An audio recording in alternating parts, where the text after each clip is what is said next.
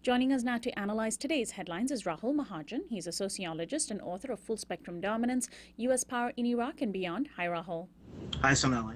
Greece and Germany have reportedly reached a compromise deal this morning on salvaging Greece's economy and Eurozone membership at great public expense. The deal is imperative for Greece to receive an emergency bailout loan from the European Central Bank. In the long term, Greece needs a package of more than 80 billion euros to keep it afloat. But the austerity measures that Greeks vehemently voted against are likely part of the deal, whose details are yet to emerge. Among the EU proposals are privatization of Greece's electrical grid and cuts to the pension program. The New York Times' Paul Krugman and others took to Twitter with the hashtag #ThisIsACoup's to criticize the deal. The agreement is not yet cemented, as Greek Prime Minister Alexis Tsipras still needs to present it to his parliament for ratification. Well, Rahul, is this a coup? No, it's not a coup. I mean, if you want figurative language that's accurate, you could say that the loan sharks of the EU decided that they would give Tsipras a deal, but they also had to break his legs.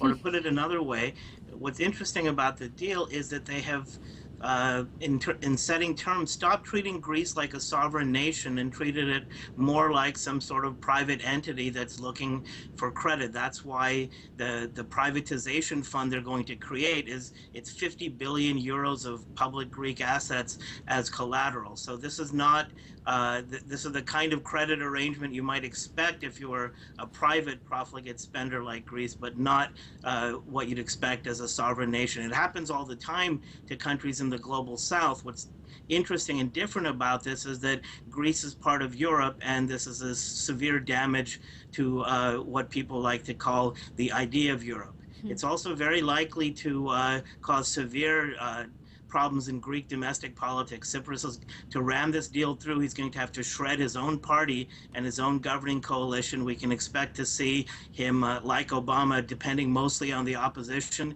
to get the deal passed, and probably having to let go some of his cabinet members. And we'll be covering the deal as it emerges in the next day or two. Speaking of deals that are nearing fruition, the U.S. and Iran may be announcing a nuclear agreement today after more than 2 weeks of negotiations in this latest round taking place in Vienna. The 2015 P5+1 talks are the latest in international negotiations that go as far back as 12 years. Chinese and European officials are eager to finalize the agreement, but U.S. and Iranian officials are acting more cautiously. A U.S. State Department official told press yesterday that major issues remain unresolved. Analyst Gareth Porter and others are suggesting that the unrelated issue of an arms embargo against Iran may be what is holding up a deal, as it relates to Iran's role in the fight against the Islamic State and Israel's strong objection to any deal. Well, Rahul, do you agree with Porter's analysis that this may be what's holding it up? Well, I agree with Porter in terms of the specifics, but the larger thing that's going on is basically this. The Obama administration finally, for once, has decided to try to deal with Iran on the basis of common sense. If you can't force them, forcibly, dismantle their nuclear program, then the only thing to do is to deal with them as if they are a nation where you can make an agreement that where both sides extend trust. The problem is in American politics, if you act on the basis of common sense, you have to make constant concessions to stupidity and insanity, and that's what the Obama administration is trying to do, with the hope that they can sneak through a sensible agreement at some point, as long as there's enough nonsense sort of overlarded on it. And finally, the world was stunned over the weekend when Mexico's top drug kingpin, Joaquin El Chapo Guzman, engineered a stunning prison break. It was the second time that the world's richest drug trafficker had managed somehow to escape the clutches of Mexican authorities. Guzman's recapture last year was touted as a crowning achievement by President Enrique Peña Nieto. According to AP, Guzman escaped via a sophisticated mile-long tunnel with ventilation, lighting, and a motorcycle apparently used to move dirt. U.S. officials last year expressed interest in extraditing Guzman, but Peña Nieto's administration claimed confidence in prosecuting him. The escape is being seen as a major embarrassment for Mexico and could strain ties with the U.S. Rahul, isn't his escape also a clear indication of corruption within the Mexican criminal justice system? There's no way he could have escaped again without somebody from the inside aiding him.